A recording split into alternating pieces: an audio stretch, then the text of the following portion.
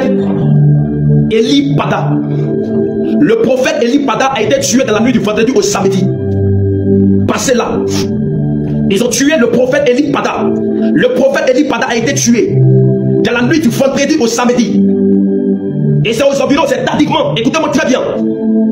Et c'est tardivement. Le Seigneur m'a fait entendre, il m'a dit, le chef de cet éclateur a dit, nuitamment, de jeter son corps dans une eau. Et les poissons se serviront de son corps. Et les poissons se serviront de son corps. Je sais que cette nouvelle est difficile pour certains. Certains ne croient pas. Je m'en fous de cela. Peu importe. Mais je viens à visage découvert pour vous annoncer. L'Esprit de Dieu me charge de dire que le prophète Eli Pada a été tué. Il a été tué la nuit du vendredi. Il a été tué la nuit du vendredi au samedi. Et tardivement, son corps a été jeté dans une étendue d'eau. Et le Seigneur m'a dit, comment ils ont jeté son corps dans une étendue d'eau. Regardez, tout le dimanche sur tout le territoire ivoirien, il y a eu une forte pluie de 8h jusqu'à 14h. Cette pluie n'a jamais été ici. Et ça empêchait même des personnes d'aller à l'église. Écoutez-moi très bien ce que je suis en train de vous dire. Le mensonge prend toujours l'ascenseur, mais la vérité prend les escaliers. Et la vérité va se savoir très bientôt.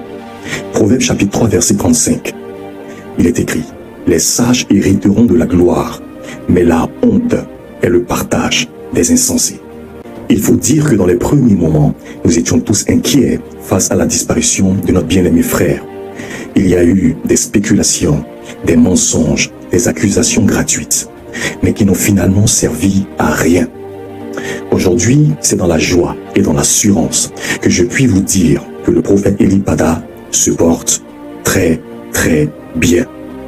Il n'est pas mort, il n'a jamais été arrêté ni emprisonné, cependant, il avait été sérieusement inquiété. Et tout ça sera bientôt derrière nous.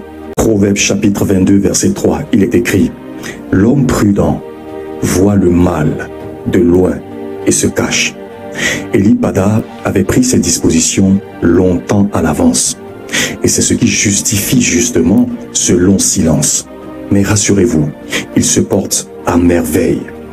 Vos prières ont porté du fruit et il sera bientôt parmi nous.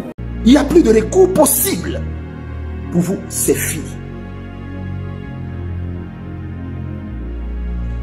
Vous êtes arrivé maintenant à l'heure où vous allez rendre compte pour ce que vous avez fait de ce peuple.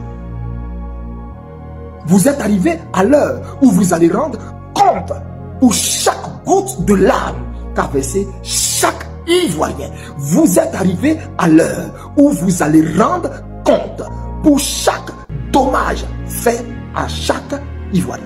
Vous êtes arrivé dans le temps où vous allez rendre compte pour chaque amertume causée à chaque citoyen ivoirien. Aussi vrai que je suis prophète du Très-Haut, aussi vrai que je suis envoyé du Très-Haut, aussi vrai que lui, Dieu, m'a révélé tous les plans que vous aviez contre moi et comment il m'en a épargné. À tout moment où vous avez concocté des plans, comment il m'en a épargné. À chaque fois que vous concoctez des plans, comment il me le révèle à l'instant T. Quand vous concoctez un plan, à la minute, à la seconde près, il me le révèle automatiquement et il me dit bouge. Il me révèle automatiquement et il me dit déplace-toi. Il me révèle automatiquement et il me dit quitte ici. Il me révèle automatiquement et il me dit dégage, pars de là. Il me révèle automatiquement et il me dit reste là, cache-toi, reste là, demeure encore dans ma présence. De la même façon qu'il m'a tenu ainsi pendant plus de presque 2 ans durant. Dieu qui m'amène à sortir aujourd'hui me dit de vous dire, vous êtes arrivé dans le temps où vous rendrez compte pour chaque goutte de... Bonjour et bienvenue, j'espère que vous allez bien. Je l'avais dit auparavant et je le répète encore aujourd'hui. Le mensonge prend toujours l'ascenseur, mais la vérité prend les escaliers. Trop de vendeurs d'illusions et de plaisantins dans le corps pastoral en Côte d'Ivoire.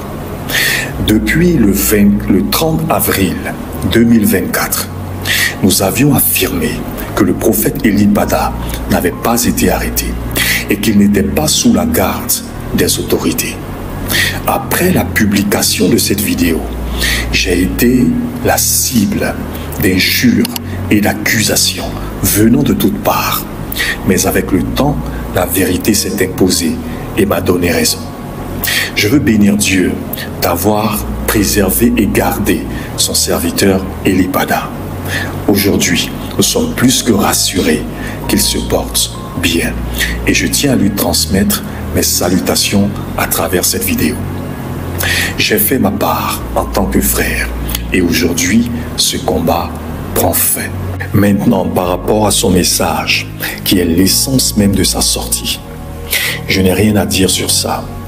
Je n'ai pas de commentaires à faire là-dessus.